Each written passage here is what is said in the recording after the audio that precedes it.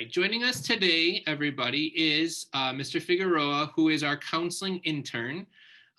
He is going to tell us more about himself, so I won't talk too much about him. He can talk about himself, but he's working mostly with Miss Deppen, but he's really interested in also kind of the post-secondary counseling aspect as well.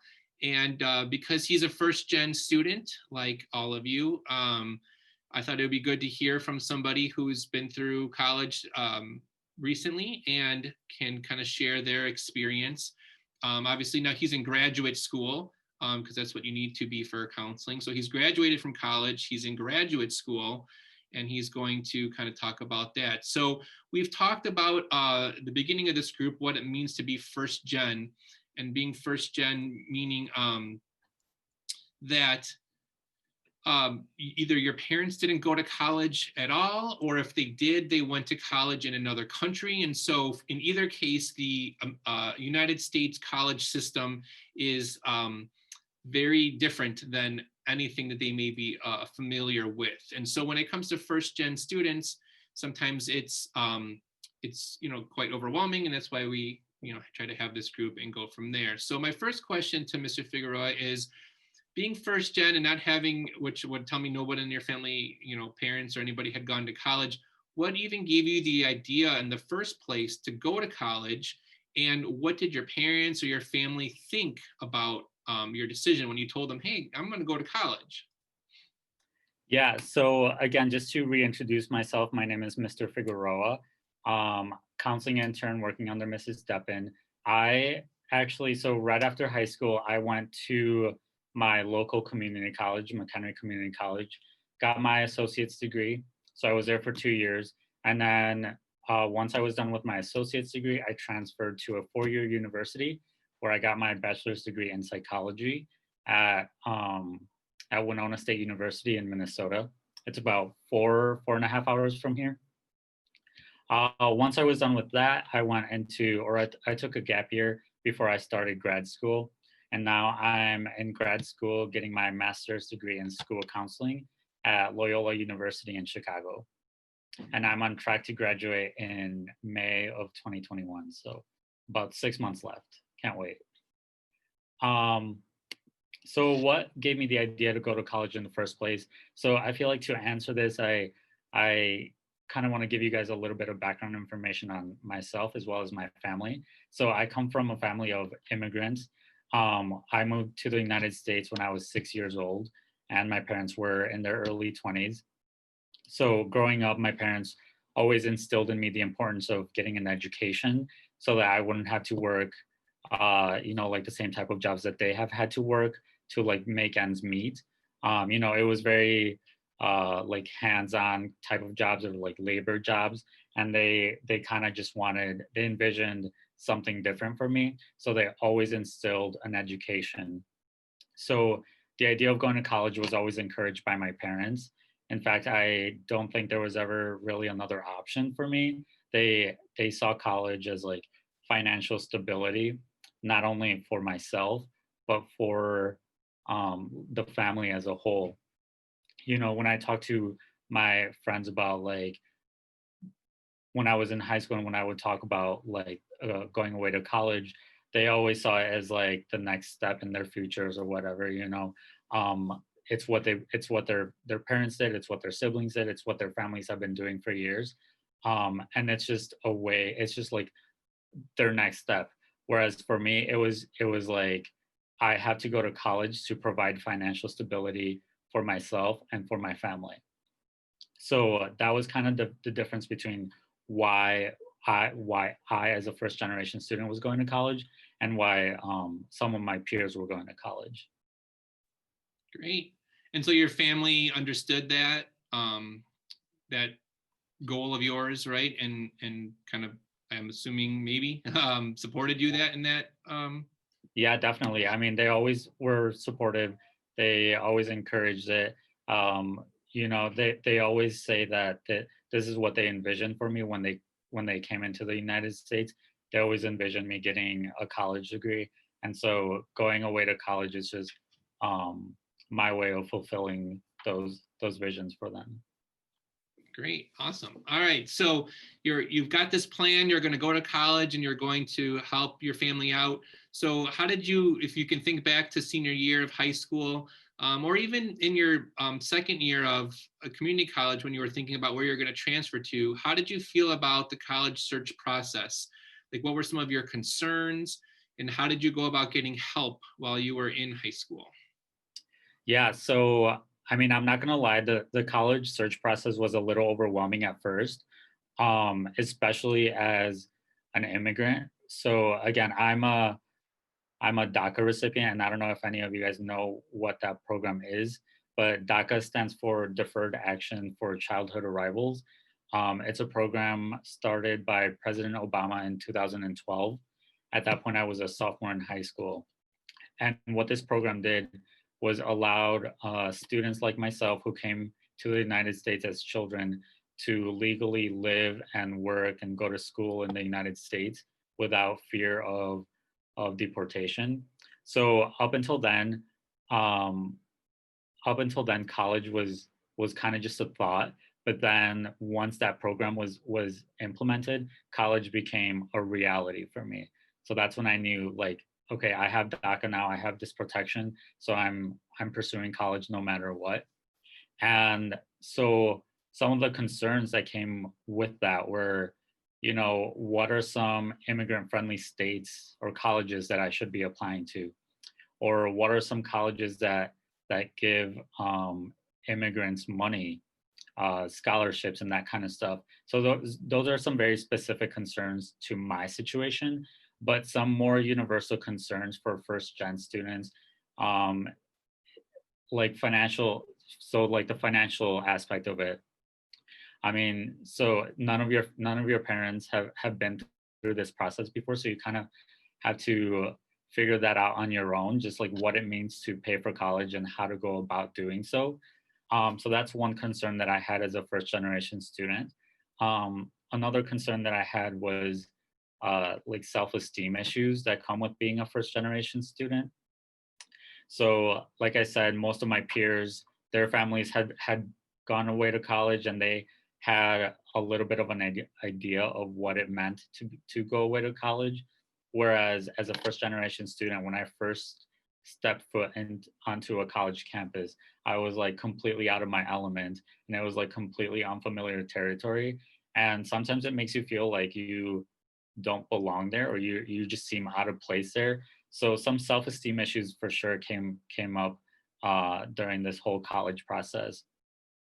But to kind of help me with all these concerns, I relied heavily on my school counselor. My school counselor gave me some great tips, guidance, and resources that I needed throughout my college search process. So I would highly encourage all of you to reach out to your school counselor for guidance in that regard. And what's awesome about John Hersey is that you guys have a post-secondary counselor, which is something that I didn't have. I mean, I only had my guidance counselor, my school counselor, but you guys have a post-secondary counselor that is dedicated to this topic and who is dedicating his time to help you guys out with this specific topic. So I'm wondering if I had that option available to me when I was in high school, how different my college search process would have been if I had that extra resource. So um, I would absolutely take advantage of all the support systems that you guys have available to you at your disposal. Great. Yeah. Thanks for the plug. I think that's the biggest. I think there's two parts to our group. One is the applications and the logistics and stuff, but the other part that we're totally missing from being remote is that kind of support group. Like we're all going through this together. I'm not the only one who's whatever, fearful, stressed, anxious, all that. And we would talk to each other and we would, support each other, and we would see face to face, oh, there are other people in this building that are going through this same thing. I'm not the only one feeling this way. That's okay. And we're missing that with this group. So those of you listening, or if we record this or if we post this somewhere later, if you're watching this later, just know that you're not alone in this. There are other students, and so don't feel like you can't reach out for help from us. Even to the other participants in this group. I know there's people in this group who would be willing to just, share and talk. I mean, even one of our group members talked last time as a guest speaker. So I just wanted to kind of throw that out there, that part of the group was meant to be kind of that emotional support group, as well as just how do you do the FAFSA or whatever, or Right. the whatever. So scholarship. So, Mm-hmm. so you might have touched on a few of these things, but so what were you looking for in the colleges that you were putting on your list? And then did any of did you look for colleges that had specific like first gen programs? I know you mentioned like DACA friendly states and stuff like that, but anything else that was part of that? Were you looking at certain clubs, organizations, or anything like that? Or was it just more general kind of stuff?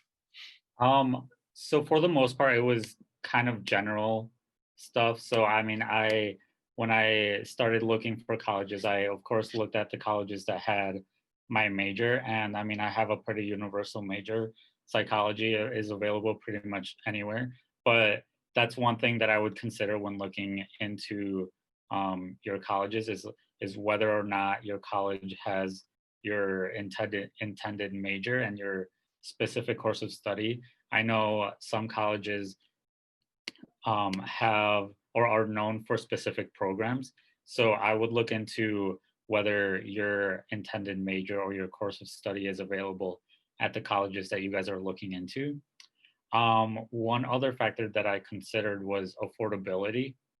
Um, I applied to 5 undergraduate colleges, and out of the 5, the one that I ended up going to was my 5th option. And the reason that I went with that one was because it was the cheapest option. So affordability played a huge role into my decision, into my final decision.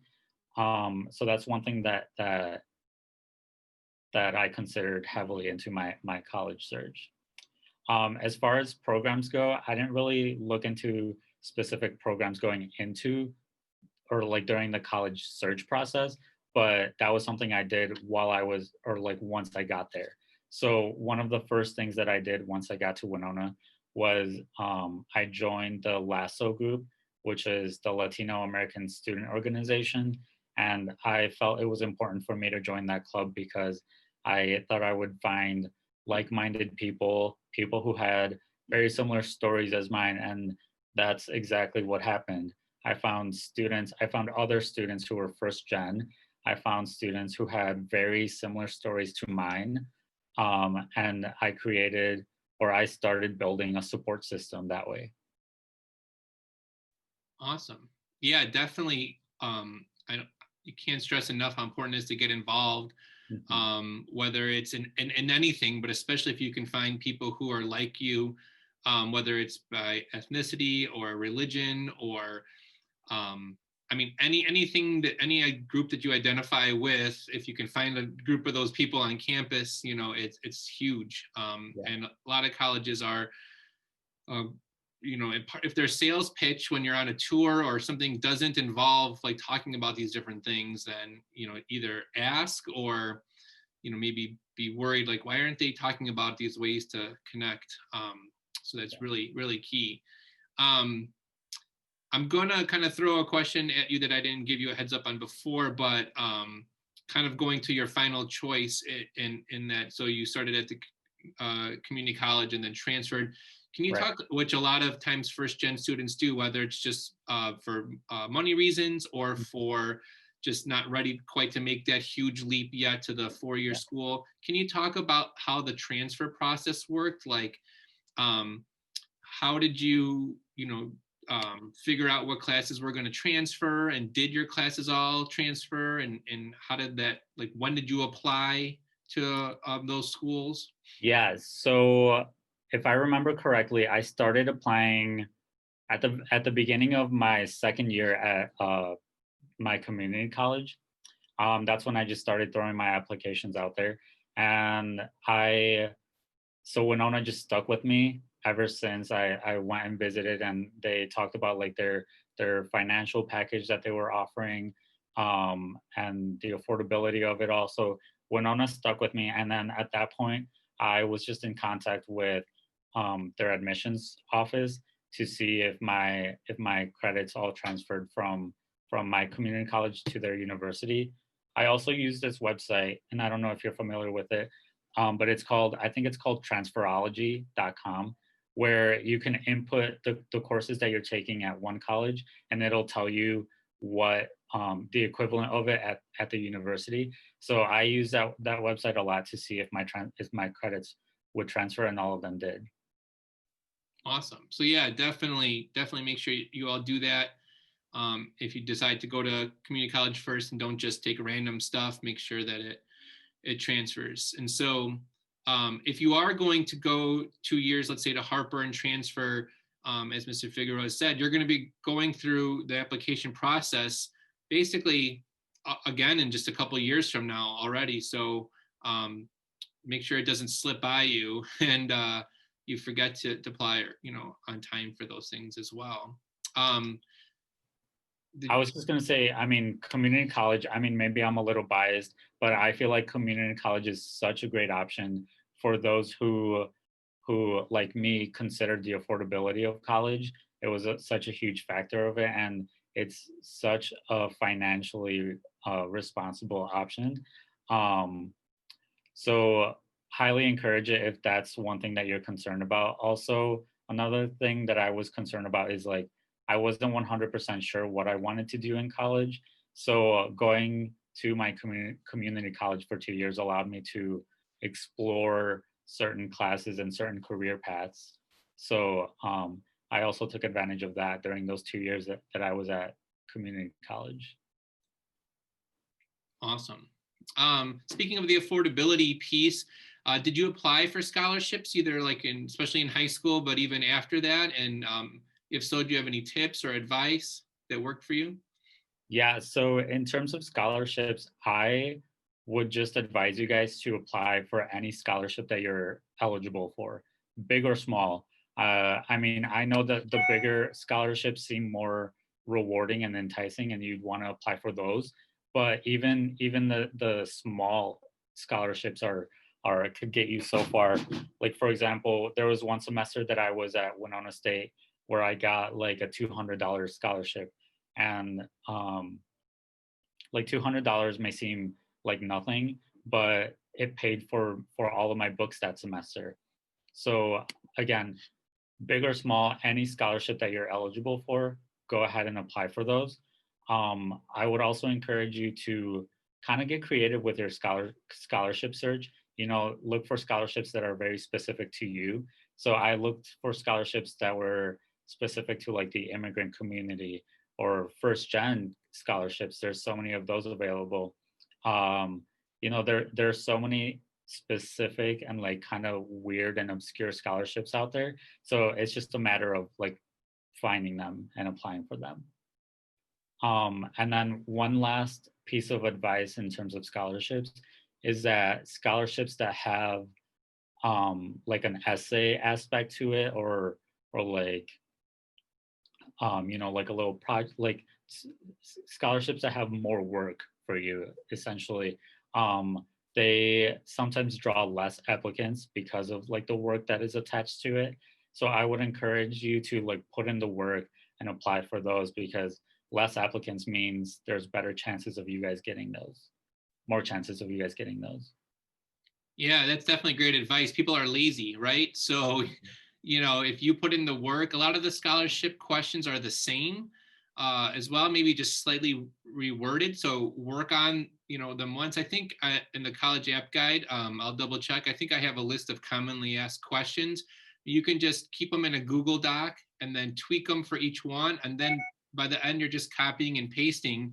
And it's really not even that much work after the initial amount of work. And if you spend, an hour doing a $200 scholarship, you just made $200 an hour. I mean, no, I don't get paid that much. So definitely you probably don't as a high school student either. So definitely a good way to think about it, I think. So also speaking about the financial piece, did you have a job while you were in college, both either at MCC or especially if you lived away at Winona? And if so, how did you kind of balance working with like classes and all that? Yeah, so I did have a job both while I was at my community college as well as at Winona. I was working at a sandwich shop as a delivery driver. So you'll see once you guys go away to college, you'll see that college is very it requires a lot of self-discipline and self-structure, and that's kind of what I had to discover as I was working. I was doing school or classes, I was in all of these clubs. So self discipline is just so important to your college experience, and knowing how to balance all of that kind of stuff is very important. Um, but yeah, it's just a matter of finding the right balance. Great. Um, does anybody have any one last thing, I'll have Mr. Figueroa give his final advice. And if you have any questions, think about any questions you have and either put them in the chat or be ready to unmute. But any final advice, anything that you wanted to say that wasn't covered in any of the previous questions that you think these guys really need to know? Um, I guess I would just say, college, making that college decision is sort of like a life-changing decision. So it's okay to be scared and have some fears and have some concerns. It's okay to be afraid of those concerns, but with that, like don't be afraid to ask questions. Like I said earlier, you have so many support systems at your disposal. You have your school counselor, you have the post-secondary counselor, you have your peers, family, whatever. You just use whatever support system you need to help ease some of these concerns. So don't be afraid to ask for help if you need it. Um, and then one other thing is be proactive, both in your college search process and once you're actually at college. So be proactive with like your scholarship search. Be proactive with like once you're actually at college, get involved and start building a support system because it's just so important to have a proactive mindset once you're there. Awesome. All right, Mr. Figueroa, thank you so much for sharing all of that with us. Hey, it's Mr. Chiakulas here. Are you a junior in the class of 2022 and a potential first generation college student, meaning that neither parent has a 4-year bachelor's degree from a United States university? If so, I invite you to join our Trailblazers group. See the link here or come talk to me with questions. Thanks.